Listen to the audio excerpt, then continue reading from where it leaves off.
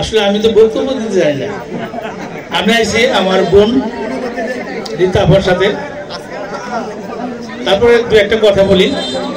আমি কৃতজ্ঞ জানাচ্ছি এই ইব্রাহিম স্কুলের প্রাক্তন ছাত্রছাত্রী প্লাস হলো এই ক্রিকেট উৎসবকে, বন্ধু ক্রিকেট উৎসবকে তৈরি করে সবাইকে একত্রিত করা 4 বছর করছে, তাই আমি কখনো আসিনি, এই ফার্স্ট। বাট কন্ট্রিবিউশন আমার কাছে গেছে, আমি দিয়েছি। আমাকে অনেকে চিনে না, বাট আজকে সম্মানিত প্রধান অতিথিকে আমরা কিভাবে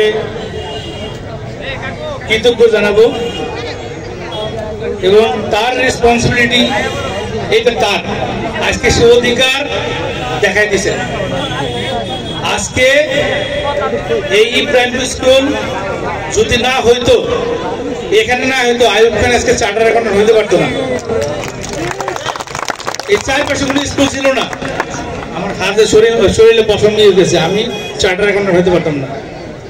আমি চার্টার অ্যাকাউন্ট হয়েছি বাংলাদেশ তথা ইন্টারন্যাশনাল কনসালটেন্সি করছি, ওয়ার্ল্ড ব্যাংক, এডিবি, ইউএনডিবি। আল্লাহ তাআলা অনেক বড় বড় অর্গানাইজেশন কনসালটেন্সি করার তৌফিক দিয়েছেন। অনেক বড় বড় লোকের সাথে চলাফেরা করার ব্যবস্থা করে দিয়েছেন। কার মাধ্যমে? আল্লাহপুরে এই প্রাইমারি স্কুল।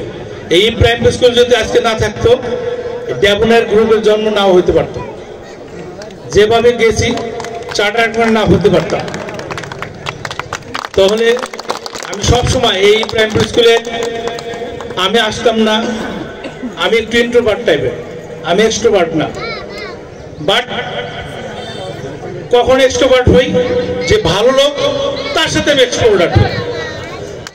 আমরা এখানে আজকে হারানোর শিকার মন্য তার সুযোগ্য কন্যা রীতা আপা আমাদের এই স্কুলের মর্ম বুঝবে, আর কেউ বুঝে নাই। এই 17 বছর অনেক চেষ্টা করা হয়েছে স্কুল উন্নয়ন করার জন্য। উন্নয়ন বডি স্ট্রাকচার হইলে হবে না, ভিতরে কি থাকবে? ব্রেন থাকতে হবে। ভিতরে স্ট্রাকচার ভালো করতে হবে।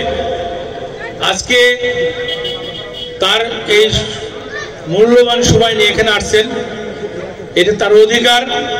আমরা মনে করব তার সাথে থেকে আমাদের দায়িত্ব যেটা সেটা করার। আর আমি মনে করি রীতা আপা বা হারানোর মূল্য দানের শেষ না, এটা রত্ন। রীতা আপা যদি দাঁড়ায় ইলেকশন করবে, আমরা কোনো কিছু বাঁচবো না। কে আওয়ামী লীগ, কে বিএনপি, কে বলে নাম জামাত, ডোন্ট কেয়ার। মার্কা মুন্নমের মেয়ে, এইটা হবে ঠিক।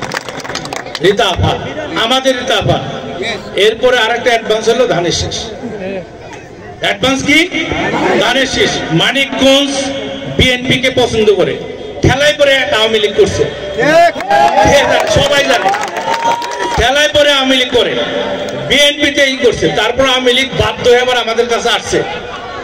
এনিওয়ে, রাজনৈতিক বক্তব্য জানি না, বাট আমি একটু বলতে পারি যে আমরা ইব্রাহিম স্কুলের একটা সংগঠন তৈরি করব। কিছুক্ষণ আগে আমার মাথায় ব্রেনটা আটকাইছে। যারা ডাক্তার আছে, সাইফুলের, তারপর সাখাওয়াত, আমরা বেশি করে ডাক্তার লুৎফর ভাইয়ের সাথে বসবো।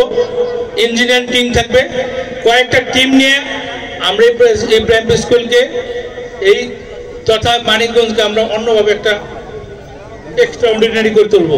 আপনি জানেন যে রাস্তাঘাট ছিল না এলাকায়, আসতে পারছেন এইদিকে?